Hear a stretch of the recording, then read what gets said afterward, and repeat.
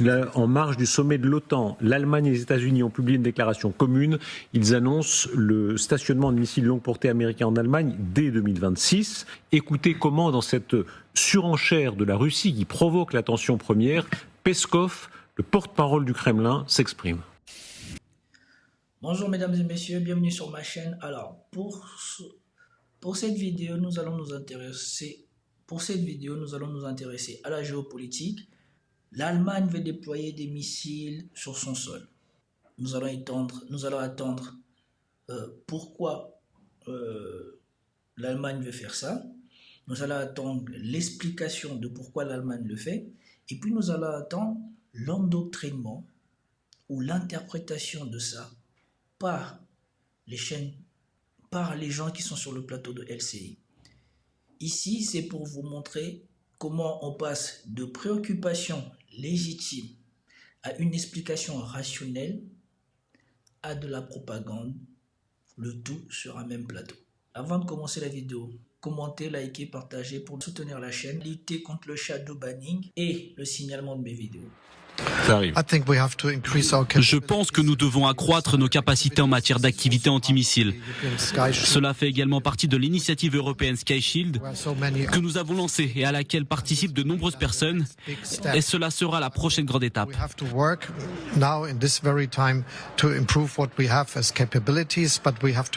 Je pense donc que nous devons travailler pour améliorer nos capacités, mais nous devons continuer à le faire et à réaliser des investissements nécessaires qui avaient été oubliés au cours des 10 ou 20 dernières années.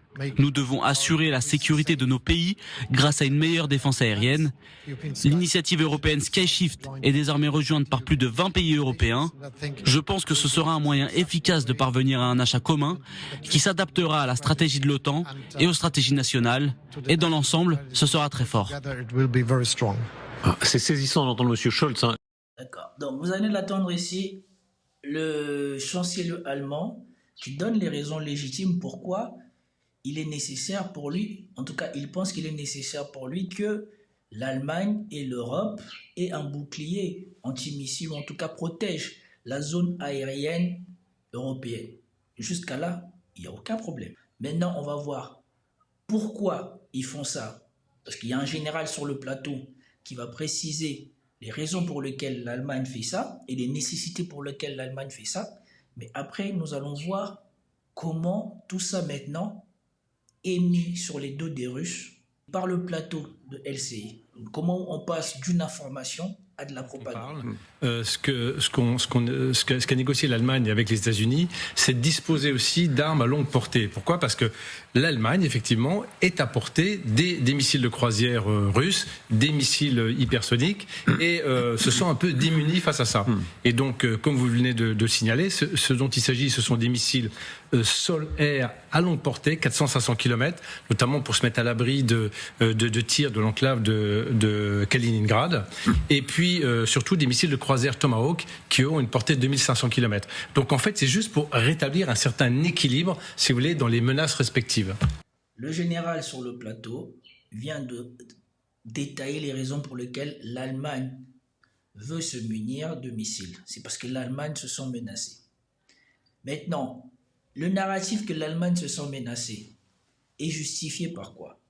Parce que l'on sache, malgré la campagne que la Russie fait en Ukraine, c'est pas la Russie qui a bloqué la coopération qu'elle avait avec l'Allemagne, c'est pas la Russie qui a fait exploser Clear Stream, c'est pas la Russie qui empêche qu'on rouvre l'un des tuyaux de Clear Stream qui est toujours fonctionnel, et la Russie n'a jamais menacé l'Allemagne. Or, on sait ici que des officiers allemands ou des officiels allemands, eux, complotaient pour attaquer le pont de Crimée.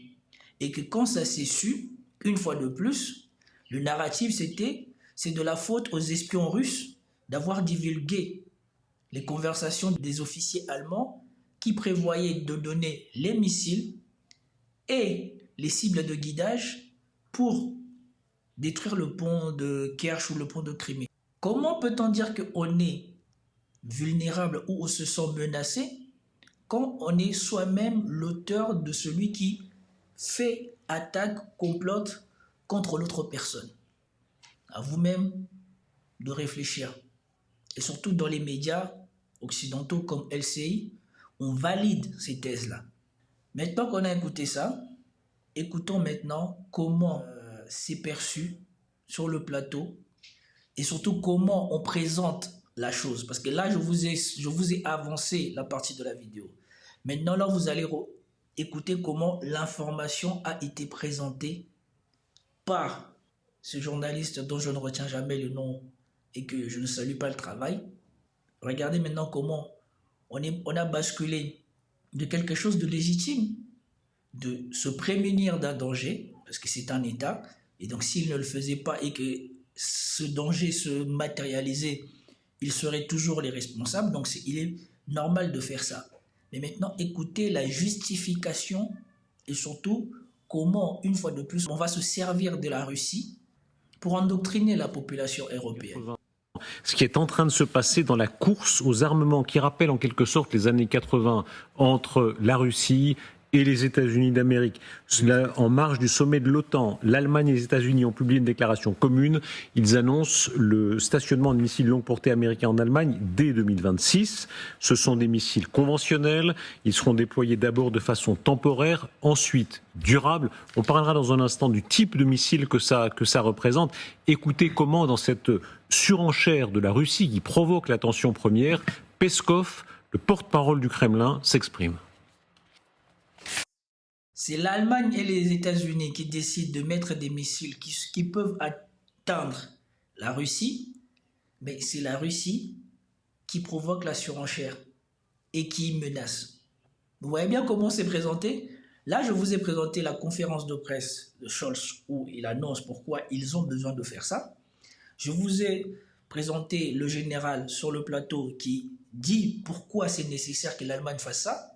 Et là, vous avez le journaliste de LCI qui dénature les faits et inverse ça. On va se servir de la déclaration légitime de Peskov, je crois que c'est le bras droit ou quelque chose comme ça là, à Moscou, qui, face à l'idée que l'Allemagne va mettre sur son sol des missiles capables d'atteindre son pays, doit réagir. Quel pays ne réagirait pas? Et maintenant, le fait que la Russie réagit, c'est une surenchère. Et surtout, écoutez bien dans les choses que va dire Peskov, si vous retrouvez les choses qui lui seront reprochées plus tard sur ce plateau de LCI. C'est une situation paradoxale. L'Europe est dans le collimateur de nos missiles et notre pays est dans le collimateur des missiles américains en Europe. Nous avons déjà vécu tout cela. Tout cela s'est déjà produit. Vous avez entendu la précision? L'Europe est dans les collimateurs de nos missiles. Et notre pays est dans les collimateurs, non pas des missiles européens, mais des missiles américains en Europe. Donc, depuis toujours, la Russie a toujours eu l'armement qu'elle a là. Et elle n'a jamais menacé l'Europe. Les États-Unis ont provoqué la guerre de l'Ukraine. Et maintenant, la guerre de l'Ukraine, ils l'ont pas provoquée sur leur sol, mais sur le sol européen. Et maintenant, il vient dire aux gens, on a provoqué la guerre sur votre sol, vous êtes sous la menace russe, maintenant armez-vous contre les Russes qui ne vous avaient pas menacé avant et qui concrètement ne vous a pas menacé depuis. Nous disposons d'une capacité suffisante pour dissuader ces missiles, mais les victimes potentielles sont les capitales de ces pays. Nombreux sont ceux qui vous diront que cette confrontation a pris fin avec l'effondrement de l'Union soviétique. Et l'Europe est en train de se désagréger. Ce n'est pas un bon moment pour l'Europe. C'est pourquoi dans des configurations différentes, l'histoire est appelée à se répéter. Est-ce que nous revivons, Nicolas Tenzer, ce qu'on a connu dans les années 80, c'est-à-dire une course aux armements avec ce que ça avait d'inquiétant, ou est-ce encore pire? Alors écoutez cet intervenant français, lui je suis sûr qu'en France, chez les enclassistes, il aura toujours du travail. Mais si vous avez travaillé pour lui, étudié avec lui, eu un diplôme, où ce mec il était passé, je suis sûr qu'à l'international, vous ne serez jamais considéré. Quand je pense que ce monsieur est considéré comme un, je sais pas, un érudit en France, mais écoutez sa réponse. même. Alors, je pense que c'est pire dans la mesure où on a un gouvernement qui est du côté russe totalement, je dirais, jusqu'au boutiste et qui n'a plus l'espèce de forme de rationalité limitée, effectivement, qui était celle à l'époque de l'Union soviétique. En même temps, soyons parfaitement clairs, tout le discours qu'on entend de la part de Peskov, c'est d'abord un discours d'intimidation à l'égard des Européens.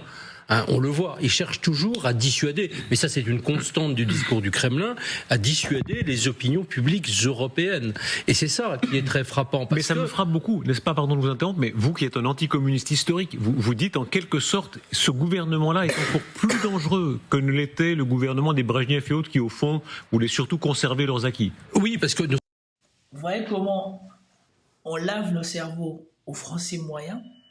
La situation géopolitique entre l'Europe et la Russie n'a pas basculé. La Russie, dans ce qu'elle fait en Ukraine, n'a jamais menacé les Européens.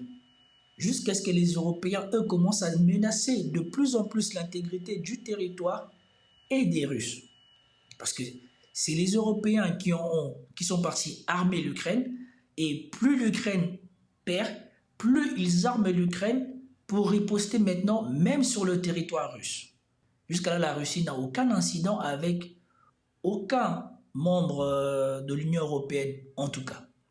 À part quelques manœuvres de dissuasion qu'on a vues, la Russie n'a aucun problème, ni avec les Américains, ni avec les autres. Et vous avez vu, depuis que les attaques MS sont arrivées, ils ne se reproduisent plus parce que la Russie a tapé du poing sur la table. Ils ne le disent pas, mais on n'entend plus parler d'attaque MS. Pourquoi? Parce que ça a été révélé par Xavier Moreau. Apparemment, on prend au conditionnel. Les Russes ont dit aux Américains, si les attaques MS qui sont arrivées jusqu'en Crimée ont été possibles, c'est parce qu'on sait que vous, avec vos avions espions et vos drones, vous avez donné les coordonnées aux Ukrainiens pour qu'ils tirent chez nous. Désormais, l'avion ou le drone américain que l'on verra survoler la mer au niveau de la Crimée, même sur les eaux internationaux, sera abattu. Et depuis, vous ne voyez plus ça se reproduire. Parce que, pour que ça se reproduise, il faut que les choses préalables se reproduisent. Il faut que les Américains survolent le territoire international, prennent des informations, donnent aux Ukrainiens, rentrent les coordonnées aux Ukrainiens, et puis que les Ukrainiens viennent appuyer sur le bouton. On a dit aux Américains, ce tour-ci, la chose que vous allez envoyer là-haut, on va le liquider. Et depuis, ça ne se reproduit plus. Et je rappelle aussi que Poutine, il a dit que cet acte-là ne restera pas impuni. Ce qui prouve bien que derrière la scène, il se passe des choses. Mais écoutez ce monsieur, c'est incroyable. Il vient, il commence à dire que les dirigeants russes ont perdu la tête. Alors qu'on sait que depuis les années 2000, la Russie prévient sur l'extension de l'OTAN. La Russie a voulu faire partie de l'OTAN. On l'a exclu de l'OTAN. La Russie voulait une meilleure coopération avec l'Union européenne. On a refusé. Mais aujourd'hui, vous avez tous ces gens-là qui sortent de je ne sais pas où, qui viennent maintenant vous faire croire que la Russie, c'est le méchant. C'est tout simplement un gouvernement qui est pris, enfin Poutine, dans une idéologie de destruction totale. En même temps, faisons attention de ne pas acheter aussi cette menace nucléaire. Ça, je mets toujours en garde, parce que ça, c'est la pire des choses. Parce que... Enseignant à Sciences Po, auteur de blog politique, Tensor Stratégie. S'il y a un seul gouvernement africain ou d'Amérique du Sud qui achètent des études de cet homme, ils peuvent tous démissionner. Ils peuvent tous démissionner. Voilà les gens qui forment l'élite française. Et donc, maintenant qu'il a les cheveux gris, ça veut dire qu'il a probablement une vingtaine d'années de carrière derrière lui. Ça veut dire que cet homme a influencé les gens qui sont au pouvoir en France aujourd'hui. Et quand vous attendez l'analyse qui sort de cet homme, vous comprenez aisément pourquoi les Français font de l'excès de zèle avec les Ukrainiens et que si jamais ils devaient aller jusqu'au bout, ces politiciens et ces gens qui sortent de Sciences Po, les politiques, il causerait la mort de milliers de soldats français sur le champ de bataille. Parce que comme quelqu'un l'a révélé, aller battre les gens en Afrique qui n'ont ni hélicoptère, qui n'avaient ni hélicoptère, ni avion de chasse, ni drone, c'était facile, c'était du bidon. Vous pouvez attaquer avec vos appuis aériens et tout ça. Aller contre la Russie, qui maintenant possède la meilleure expérience de combat urbaine et de guerre, c'est autre chose. En même temps, on sait très bien que Poutine ne survivrait pas lui-même à une destruction nucléaire, ni d'ailleurs tous ses hommes de main, et il a beau être totalement irrationnel dans son idéologie, ça ne veut pas du tout dire qu'il va utiliser ses armes. Et c'est pour ça que l'acquis considérable du sommet de Washington, ce n'est pas malheureusement le soutien à l'Ukraine qui est resté et qui demeure extraordinairement mesuré par rapport aux besoins, c'est cette décision-là. Et ça, c'est une décision stratégique qui est absolument fondamentale et qui marche. C'est-à-dire, si Peskov a réagi aussi vivement, ça veut dire que d'une certaine manière, nous étions bien fondés de la prendre. Oui, l'héritage. Donc, regardez comment il se réjouit d'une décision qui n'est même pas la sienne. C'est les Allemands qui ont pris ça, c'est pas les Français. Et ça se justifie parce que les Allemands veulent améliorer leur outil de défense. Ils n'avaient pas de grande armée, ils n'avaient pas de grand armement parce qu'ils n'en ressentaient pas le besoin. Mais est-ce que dans ce que Peskov a dit, vous retrouvez l'interprétation qu'il dit que la Russie panique, que la Russie fait je sais pas quoi? Si la Russie n'était pas rationnelle ou avait perdu la tête, comme dit cet homme, avec toutes les lignes rouges que les Occidentaux ont repoussées, et que maintenant ça commence vraiment à chauffer et que maintenant ils commencent à freiner, la Russie aurait déjà fait une dinguerie. Quand on a explosé Clear Stream, la Russie aurait pu faire une dinguerie. Quand on a tiré sur la Crimée, la Russie aurait pu faire une dinguerie. Quand les Occidentaux ont donné des missiles en disant que maintenant vous pouvez atteindre les bases depuis lesquelles la Russie tire, la Russie aurait pu faire une dinguerie. Et dans tout ça, la Russie à chaque fois a eu une réponse mesurée et proportionnée.